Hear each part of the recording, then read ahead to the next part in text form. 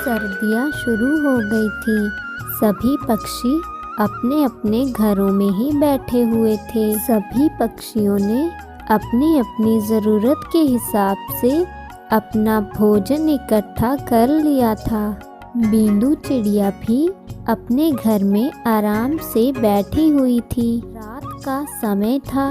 बींदू चिड़िया ठंड ज़्यादा होने की वजह से आराम कर रही थी, लेकिन तभी उसे किसी पक्षी के रोने की आवाज़ आती है।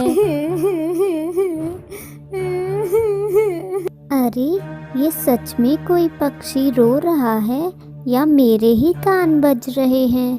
कुछ देर बाद बींदू चिड़िया को रोने की आवाज़ फिर से सुनाई देती है। अरे, ये तो सच में कोई पक्षी रो रहा है। मुझे चलकर देखना चाहिए। फिर बींदू चिड़िया अपनी खिड़की से बाहर देखती है, लेकिन उसे कहीं भी कोई पक्षी नजर नहीं आता। अरे, ये क्या हो रहा है मेरे साथ? यहाँ तो कोई भी पक्षी नहीं है। ऐसा कहकर बींदू चिड़िया फिर से अपने घोंसले में बैठ जाती है, लेकिन वही आवाज़ फिर से आने लगती है। अरे, मुझे लगता है मुझे बाहर चलकर ही देखना पड़ेगा कि कौन पक्षी है ये जो इतनी रात को रो रहा है।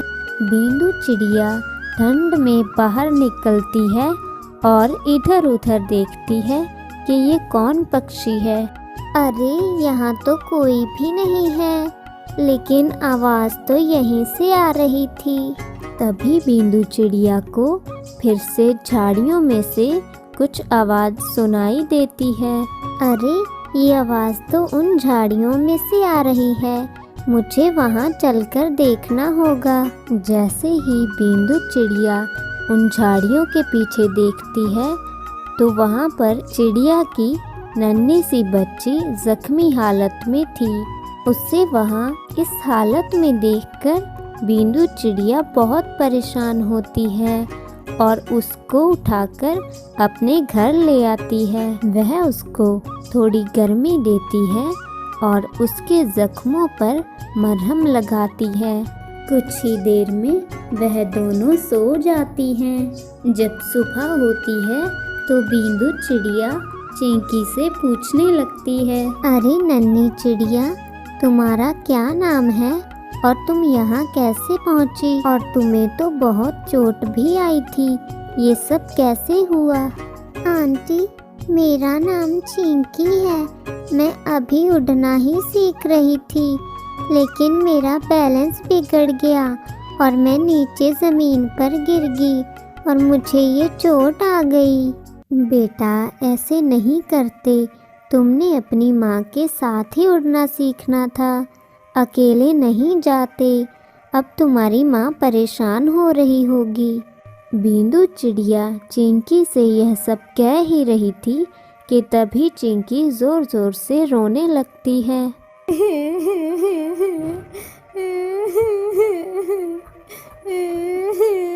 अरे, क्या हुआ बेटा? आप रो क्यों रहे हो? मैंने कुछ गलत कह दिया क्या? आंटी, मेरी माँ नहीं है। मैं अपनी दादी के साथ रहती हूँ और मेरी दादी बहुत बूढ़ी हो चुकी है, इसलिए मैं अकेली ही उड़ना सीख रही थी। मुझे अपने घर जाना है।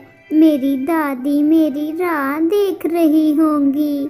मुझे उनकी बहुत याद आ रही है। चिंकी की बातें सुनकर बींदू चिड़िया बहुत परेशान हो जाती है। कोई बात नहीं बेटा, मैं आज ही तुम्हें तुम्हारे घर छोड़कर आऊँगी। लेकिन आंटी, मुझे तो मेरे घर का रास्ता ही नहीं पता। अच्छा, फिर तो हमारे लिए आपका घर ढूंढना और भी मुश्किल हो गया। बींदू चिड़िया कुछ देर सोचती है और फिर चिंकी से कहने लगती है, अरे चिंकी बेटा, याद करके बताओ, तुम्हारे घर के आसपास कोई ऐसी चीज़ हो जिससे हम पता लगा सकें। कि तुम्हारा घर कहाँ है।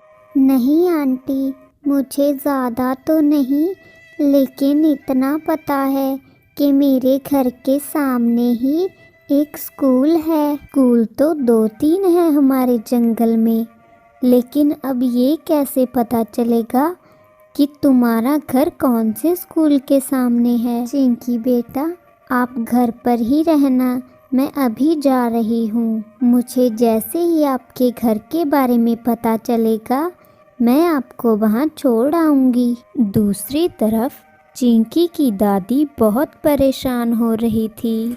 अरे मेरी पोती कहाँ चली गई तू? अब तो सुबह भी हो गई, पता नहीं रात भर कहाँ होगी। वह तो बहुत छोटी है अभी, अब कहाँ से ढूंढूं उसे। हे भगवान, मुझे जल्दी से मेरी पोती से मिलवा दे। यही सोच सोच कर चिंकी की दादी बहुत परेशान हो रही थी। उसे समझ नहीं आ रहा था कि वो चिंकी को कहाँ ढूंढे। बींदू चिड़िया जंगल के सभी स्कूलों के आसपास देखती है, लेकिन उसे चिंकी के घर और उसकी दादी का कुछ भी पता नहीं चलता। आखिरकार वह एक और स्कूल के सामने रुक जाती है, इसी उम्मीद के साथ कि हो सकता है चिंकी का घर यहाँ मिल जाए। अरे अब तो सिर्फ यही एक स्कूल बचा है। बींदू चिड़िया जब स्कूल के आसपास देखती है तो उसे एक बहुत ही पुराना घोंसला दिखाई देता है। बींदू चिड़िया घोंसले के अंदर चली जाती है। वहाँ उसे एक बूढ़ी चिड़िया दिखाई देती है जो कि बहुत परेशान लग रही थी। क्या हुआ? आप बहुत परेशान लग रही हैं। अरे बेटा, परेशान ना हूँ तो क्या करूँ। मेरी पोती 2 दिन से घर नहीं आई, पता नहीं किस हाल में होगी। बूढ़ी अम्मा की बात सुनकर बींदू सब समझ जाती है कि चिंकी इन्हीं की पोती है। अरे आप बिल्कुल परेशान ना हो, आपकी पोती मेरे घर पर बिल्कुल ठीक है।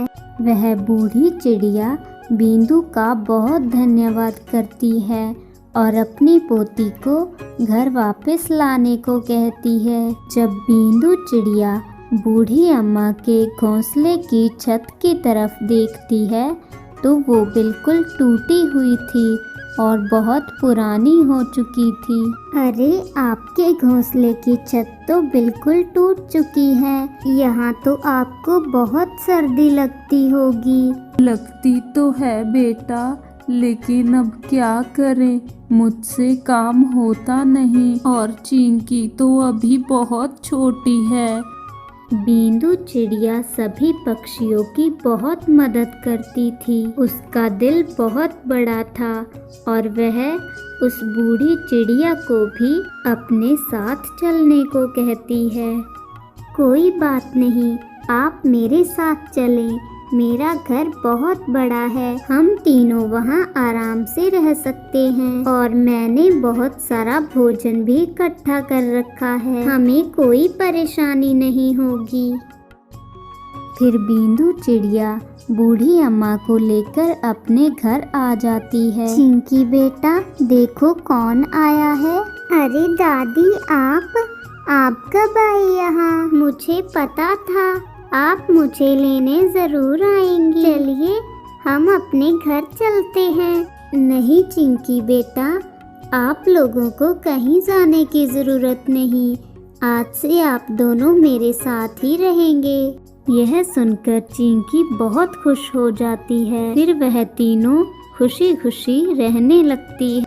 आपको हमारी स्टोरी कैसी लगी हमें कमेंट में और एक लाइक करके जरूर बताइएगा। तो आप अगर इसी तरह की स्टोरीज देखना पसंद करते हैं तो हमारे चैनल को सब्सक्राइब भी जरूर करिएगा, क्योंकि इंटरेस्टिंग और मोरल स्टोरी तो सिर्फ बींदू चिड़िया टीवी पर ही देखने को मिलेंगी। तो मिलते हैं फ्रेंड्स नेक्स्ट स्टोरी में।